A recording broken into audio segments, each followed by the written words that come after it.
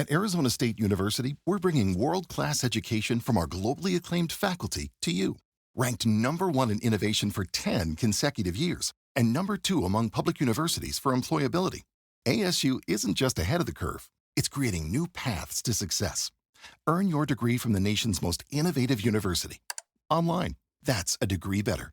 Explore more than 300 undergraduate, graduate, and certificate programs at asuonline.asu.edu.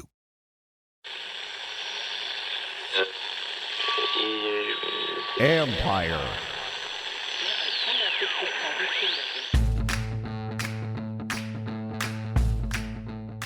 Hello and welcome to my podcast. Do me a favor, subscribe to the John Keim Report wherever you get your podcasts. If you're watching on YouTube, hit that like button, hit that subscribe button. You can find us there as part of Empire Media, AMPIRE. Always much appreciated when you tune in. Don't forget, you can read my work on ESPN.com. I have a couple stories up now. Going to have another one later in a couple days from now on Thursday about, I believe it's Thursday, about Jayden Daniels. A lot of stuff from the season, what makes this kid so good, the behind-the-scenes stuff that I think you'll enjoy reading. Anyways, so check that out. Then also, don't forget, on Tuesday night, tonight, when you're watching this, 7:30 p.m. Eastern Time with Bram Weinstein, the voice of the Commanders, doing our live stream show. Folks, did you think we'd be talking about football, about games that matter at this time of the year, way back when? I don't think any of us did, and if you did, you're the most optimistic fan, and kudos to you. Anyway, but that's where we're at, folks, and it was kind of surreal watching to see when they put up the graphics about the final 4 teams left, and this team is one of them. For you guys, has to be a very cool moment, so enjoy this. Anyway, so Bram and I will be talking about all that Tuesday night, 7:30 Eastern Time. For you Gold members, I'll be doing a private Zoom. Not sure if it's going to be Thursday or Friday yet, just have to see how the schedule breaks out. But I will be doing that. And for the rest of you club members, we will be doing at some point soon one. We're just going to open it all up for everybody and do it there and just get through as many questions as we can. So anyways, look for that sometime very soon. So anyway, today I'm joined by former Washington Redskins coach Jay Gruden. I had him on last week. Just love his insight, love his thoughts on the matchup and just what he thinks about Jayden Daniels. We did talk about Daniels against the blitz because I think that's where he is at a high level performing in the NFL. Now, I don't know that the Eagles will blitz, but I think it speaks to what makes Daniels unique and special already as a rookie. So anyways, Jay was very impressed by that. And it's one thing for one of us to say it, but it's another thing for a former head coach and play caller who also recognizes some of the different traits in Daniels. And, he had a funny line about him, about when he runs, about how soft it is when he runs. And then also, what's it like playing in Philly? All of that good stuff. And of course, you remember that they clinched the division title way back in 2015 against the Eagles on the road. So he knows. Anyways, don't forget you can check Jay out. He does work with Underdog Fantasy. He and Colt McCoy, so you can check him out there. Before I get to that, just a couple little things. Again, told you about the live stream tonight, and then also you Gold members. But the players, we will not be around the players again until Wednesday. So we'll be back. It's a normal week for them as far as like the schedule of everything. On Monday, they're out there doing their stuff. Tuesdays, treatment day and all that. Jayden Daniels, Bobby Wagner, they'll be in there getting all the game plan stuff and preparing like they always do. But we'll be back out there on Wednesday, get a whole slew of more interviews for you. And I'll be doing stuff on the podcast Thursday, Friday, and Saturday morning, getting you ready for that championship game at 3 o'clock on Sunday. So that's about all I got, folks. Looking forward to it. A lot of fun talking football. That's the best part. Here's my conversation with former Washington Redskins coach Jay Gruden. The start of a new year is the perfect time to get organized, set goals, and prioritize what matters most. For me, a top priority is my financial wellness, which feels more important than ever. Thanks to Rocket Money, my goals feel achievable. They show me all of my subscriptions right in one place and help me easily cancel ones that I forgot I've been paying for. Rocket Money also pulls together all of my spending across all of my different accounts, so I can clearly track my spending habits and see where I can cut back. Rocket Money is a personal finance app that helps find and cancel your unwanted subscriptions, monitors your spending, and helps lower your bills so you can grow your savings. Rocket Money has over 5 million users and has saved a total of $500 million in canceled subscriptions, saving members up to $740 a year when using all of the app's premium features. Cancel your unwanted subscriptions and reach your financial goals faster with Rocket Money. Go to rocketmoney.com/gameon today. That's rocketmoney.com/gameon today. rocketmoney.com/gameon. All right, Jay, well, I didn't think I'd be still talking football this late in the year, but here we are. But I am curious. I want to start with one, what does it mean to you to see Washington doing this, given your ties to the organization? That's incredible. The fan base was always pretty good to me, and there's some players there that I absolutely have a lot of respect for. Terry, Jonathan, Duran, Tressway, Jeremy Reeves, Jamison Crowder, still pull for them in a big way. And so it's just fun to watch these guys. And it's just, as an ex-coach and play caller, to watch a guy like Jay Daniels perform at this level as a rookie is just entertaining as hell to me. I agree, and it's because you can even understand it at a deeper level as someone who just covers it, or as a fan, you're going to see it at one level. What's the thing when you see that? Like, what are some of the little things that maybe jump out to you as a play caller with what he does? The thing that he rarely makes a wrong decision, and he's got the game so under control. He's so poised that nothing's too big for him. Pressures. Detroit tried everything in their power to try to pressure him. They brought 6, they brought 7. They tried to, bring in the A gap, B gap, C gap, D gap, and he felt it and got the ball out of his hands effortlessly and ran when he had to run. He missed a couple throws, not many, but he's just incredible player. He's just so poised, and it's just, he can't rattle him. And he runs. He's so light on his feet. It's like if it was snowing outside, he wouldn't leave a footprint. He's just so light on his feet. He's an incredible guy to watch. And Cliff does a great job, not taking anything away from Cliff or Anthony Lynn, the run game coordinator. Right. But this quarterback is a special human. And I was going to ask you about that against the blitz, because I thought he was fantastic. But you're right. Like, it felt like the awareness of where the pressure was coming from and the decision-making within that was just, to me, next level. Yeah, for sure. And these aren't easy throws. Somebody free in your face to, get on your toes and deliver it. The crossing route to Terry McLaurin on 4th down at the end of the game. They had a little out route to Zach Ertz late in the game with a guy right in his face. These are not that easy throws to be making as a rookie, 10-year vet, 20-year vet. Some of these guys can't make these throws. So, yeah, it's interesting to watch defensive coordinators and how they try to attack Jaden. I think Detroit's obviously plan was to try to send a lot of people at him. That didn't work. Next week, maybe Vic Fangio will probably be a little bit more conservative with his approach and rush forward and try to play more coverage. That's kind of his MO, and he'll have a blitz every now and then. But it's just fun to watch these guys try to stop him. Nobody has. Does he remind you of anybody? No, not really. He's he's a combination of obviously Lamar with his athletic ability and accuracy and anticipation. Any good quarterback that you can think of, so I hate to compare him to anybody, but he's just got traits of a lot of different people. I heard Herm Edwards, who coached him at Arizona State, said he's like Randall Cunningham, but I think he's a better passer than Randall. So yeah. There you see some of the talking heads and all that, like, oh, he's playing the best of anybody still left in the postseason. Do you think so? Yeah. Oh yeah. Yeah. Patrick is Patrick. The thing about the guys left in the postseason, the most important thing is none of them turn the ball over. I think in all 4 games that were won, Philadelphia, they didn't turn the ball over. Kansas City didn't turn the ball over. Buffalo didn't turn the ball over. And obviously Washington hasn't. It's just amazing to me that all the things that he's asked to do, as many times he has the ball in his hand, for him not to put the ball on the ground or throw it to the other team is just incredible to me, because it's not like he's just handing the ball off every play or throwing screen passes. That one to Terry was nice, but he's doing a lot of different things. He's handling protections. He's doing everything. And to protect the ball like he has, you see a veteran like Jared Goff turn it over 3 times or 4 times. And you saw Matthew Stafford turn it over. You saw Lamar turn it over. This guy has not turned the ball over, and it's incredible. It is. And I think, it's funny because even on the Terry touchdown, like, he's got to get rid, because the pressure's coming. It looks like an RPO going the other, go the other way. But is there a coaching point there where it's like, if you see this, kind of forget the fake and just get the ball out?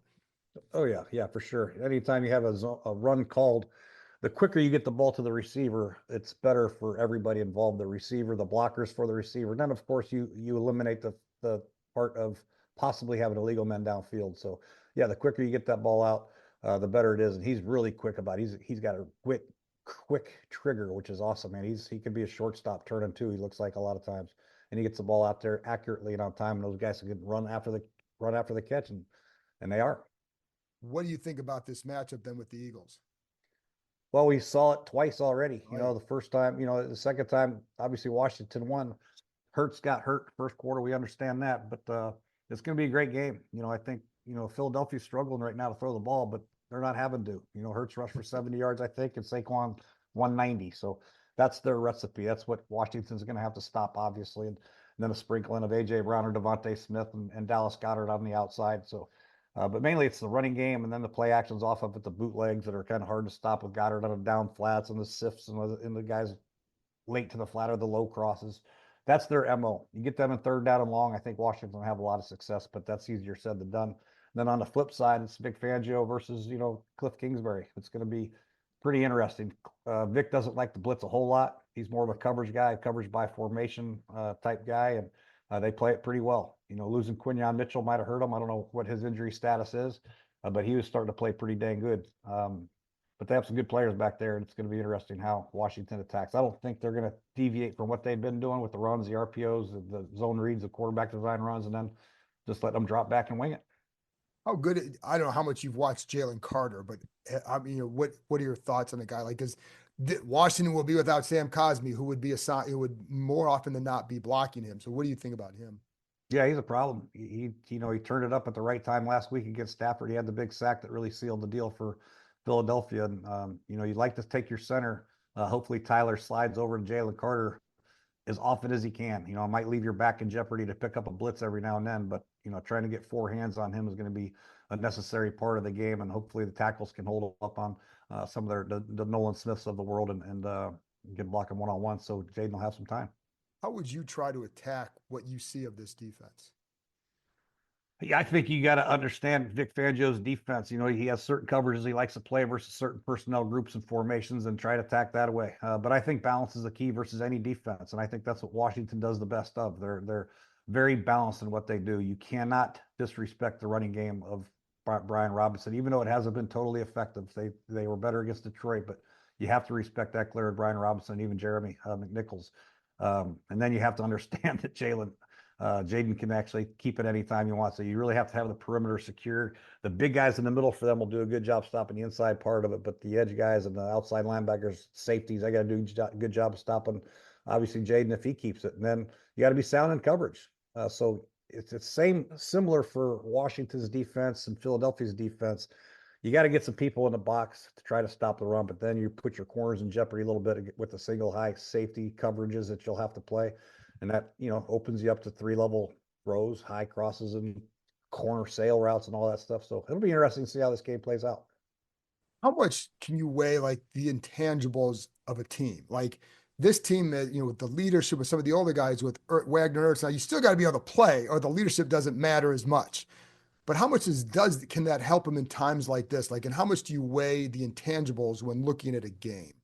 I think it's already reared its head how important it is to have intangibles like this. I think these close games that they won down the stretch, they've had 6 come from behind victories already. I think that shows how much positive leadership they have on this football team. Nobody gets down. Nobody doubts one another. Nobody points fingers. You don't read anything in the media negative about practice on Friday or what have you. Everything's been very positive. They understand that if they're in a game, they're in a game no matter what the score is. They're going to keep playing hard. They play with great effort. They're fundamentally sound. They're not perfect by any stretch of the imagination, but they play well, they play hard, and they play together. That's very, very important. Can you tell when you're looking at like the kind of guys they have that you're talking about here that there's an alignment of vision for who they bring in and the fit and how they consider that? Yeah, for sure. I think you look at Bobby Wagner's a great description. He's a guy that's a little bit older. He's not the same Wagner he was at Seattle for sure, but he brings great leadership. He's a great communicator. And when you have a young football team and you're trying to develop youth on your football team, you need veteran, strong leadership. And I like Duran and Jonathan Allen are actually pretty good as well. We drafted them for that part of that reason as well. So those guys are excellent. And offensively, when you have a young quarterback having a veteran presence like Zach Ertz on the field, helps out a lot. And then Terry McLaurin, he's like the perfect player to have on your team as far as a teammate goes. He's very unselfish and works his ass off. So they have a great combination of leadership, young players, veterans that are all for the team, and that's important. It's funny because speaking of John, when you guys drafted him, there were some people wondered how long would his career be because there was some health issues and all that. Is there any surprise to you that I know he had the one injury this year? By and large, though, he's had a pretty good career in that regard. Is there any surprise to you at all that because again, that was one of the concerns that some other people may have had about him. Yeah, I think some people had him off the board. That's why he dropped to us. There's no way if he had a clean bill of health, he would have dropped to us when we got him. He would have been a top 5 or top 10 pick for sure. But yeah, fortunately our trainers, Larry Hess and the rest of the guys, we did a lot of work on his injury, and we thought that he would be able to be okay. Obviously, if you re-injure it, that's one thing, but we thought that with the right, the way he works out in the off season and during the season, we thought his reward was much bigger than the risk. Sure. And it certainly has been because he's still playing at a certain level. Playing in Philly, what's that like? Well, it's obviously loud. They're very passionate. It's a blast. I love playing in Philly. The best part about playing in Philly is when they're quiet and they start booing the other team. That's the goal. That's the objective of any time you play on the road is to silence the crowd and make them turn on their team. And they will do that at the drop of a hat. So if Washington get out early, listen to them booing Sirianni and Kellen Moore and Jalen Hurts and A.J. Brown. A.J. Brown will be reading a book on the sideline. It'll be a great day for Washington. Do you have a favorite moment from up there? Well, we won the division. Right, that's right. Yeah, for sure. Yeah. So that was great. I remember Pierre's little slant and go or in and takeoff. He scored at the end and fell in the back of the end zone. So, yeah, that was a great win. Despite the halftime debacle that we had to put out a lot of fires in that locker room in halftime. But it was great to come back and get the win and clinch the division. What's it like? It's funny because even there, like you hear about the stories of going to the parking lot and little kids flipping the bus off and all that. Oh yeah, you're gonna get the finger quite a bit when you're driving up there to Philly to get to the locker room. It's funny though. People enjoy it and they'll be throwing snowballs or whatever at the bus and flipping you off, but it'll get you ready. You get your blood flowing early. Now you don't get geeked up for this one. Even when you play Philly in the regular season, you're geeked up for that one just because of the hostility and the environment. It's a blast to play, and it's what you dream of as a little kid playing on the road, playing in the National Football League. Now it's to go to the Super Bowl, so there won't be any issue with these guys getting up for this one. But you'll see the night before the game on all the news channels. It'll be because I remember when I was at Tampa Bay with my brother, we had to go to Philadelphia and beat Philadelphia to go to the Super Bowl with Brad Johnson. And Philadelphia was the NFC Championship game. And that place was nuts the night before the game, the day of the game. It was nuts. And it was an awesome win. That was one of my favorite wins to be a part of as well. What does it take then? Because to go on the road, this team's gone on the road twice to win a game. You talk about then, like, what does it take to win on the road in the playoffs? What is there? If there's a formula, what is it? You just got to keep your poise about you, and that's what Washington has done. I think they only had 4 penalties against Detroit. No, I think only 1 pre-snap penalty. I think they got a delay game and maybe 1 false start. That's impressive, man. With the young quarterback, and you're doing silent count. Sometimes you're normal snap count under center and shotgun your silent count. Guards looking back at you, tapping it, and it's easier said than done, man. It's quite the process to get the ball snapped when you're on the road. It's going to be like that against Philadelphia, and it's one of the biggest advantages in pro sports, I think, is home field advantage for NFL teams because of the crowd noise, and just something you got to practice and deal with. And they've proven they can do that, and 2 pretty good ones. Tampa Bay, not so much, but Detroit, that's as loud of a stadium you'll play in. That was incredible the other night, but. Can you work that if you're on offense, can you work it to your advantage? Like they use that tempo, they go no huddle because the defense has to communicate as well. Can you use that to your advantage? Absolutely. And I think Cliff did an absolute tremendous job of doing some no huddle because that also can help the communication process because you're non-verbally talking to everybody and you're getting everybody lined up instead of being in a huddle and trying to scream the huddle and then break the huddle and then somebody didn't hear it. You're like, and then you got to do the silent count. But if you're already at the line, you can communicate a little bit better. And I think Cliff does a great job of that. And he limits the defense for what they can do. Sometimes they're panicking to get their call in real quick. And Jaden can see the field and have more time at the line of scrimmage to do, dummy counts or whatever it is. They can do it to snap count. So, yeah, I think it's a genius move to go no huddle at times, especially on the road. How do you weigh that too? Because like obviously they can't just come out and right away and just go, try to go really far up tempo. But how do their process seems to be like get some momentum, then go that way. Do you like that? Yeah, I like it a lot. Yeah, I've always liked no huddle. I just, a lot of times we have so many plays, it's hard to get them all in no huddle form, So but we always try to have some tempo type plays, whether you're trying to beat a challenge flag or you feel like the momentum of the game is just you're stagnant. You're trying to get some momentum going in your favor. You're trying to get the tempo back, and it's a great opportunity to, make your team play faster. Just let's get to the line. Let's play quicker. Let's not walk to the line out of the huddle. That'll drive you crazy as a coach. So yeah, I think the tempo has been outstanding. I think that's one of the best things they do on offense is the tempo. And they can do a lot of different things. They can do the running game, the RPOs, and they're doing the drop backs and the play passes. So Cliff has a great litany of plays that he can go to in that no huddle, and it's obviously started since training camp, and they've just continued to build on their playlist. The other game, Bills Chiefs. Who do you like, and what do you think about that one? That's these are two unbelievable players at quarterback again. The Chiefs just do not make any mistakes, and they capitalize on the other team's mistakes, the personal fouls and the late hits and all that stuff. People are complaining it's all because they want Taylor Swift in the Super Bowl and all that stuff, but they don't do it. Their pass rush is good. They sacked CJ Stroud 8 times. They force missed field goals. I don't know if they force them or not, but they make teams play out of character for whatever reason. People play the Chiefs. I don't know if they get nervous. They just do things that they don't normally do. And the Chiefs capitalize. And Patrick Mahomes the best at not turning the ball over and making plays when you have to. And then Josh Allen and the Bills prove that they have a tough football team. They got manhandled by Baltimore the first time.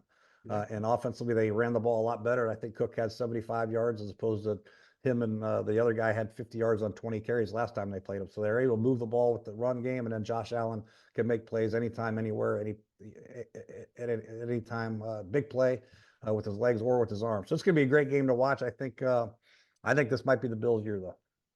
And then when you talking about how teams are with the Chiefs, this team has won 7 in a row, and they have all those late wins, and they've won 2 in a row on the road. I mean, if you're the Eagles, you can't let someone get in your head, but they certainly have some mettle. What if you're a coach? If you're Sirianni, what are you telling their players about them, even though it's at home, even though you beat them there earlier? I don't know if that makes sense.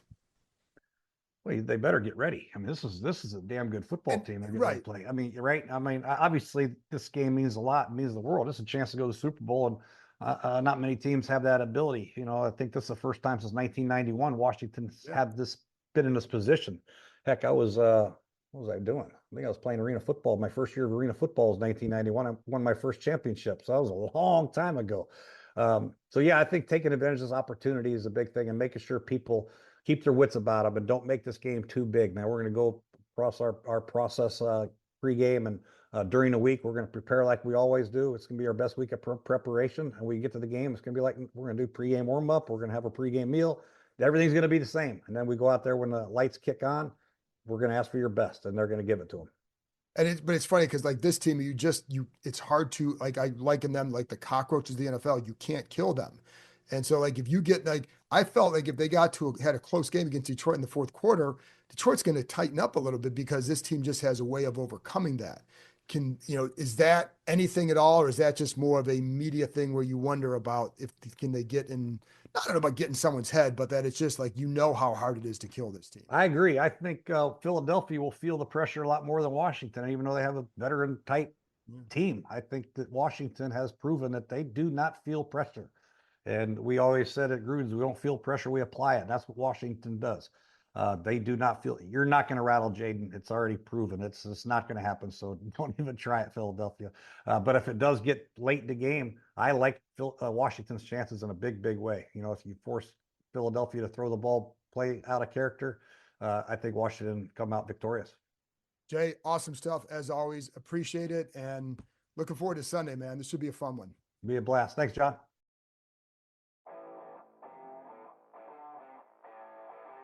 That's it for this episode. Thanks to Jay for joining me, and thank you, as always, for tuning in. I'll be back on Thursday with another episode, getting you ready for the Commanders-Eagles NFC Championship game. We'll talk to you next time.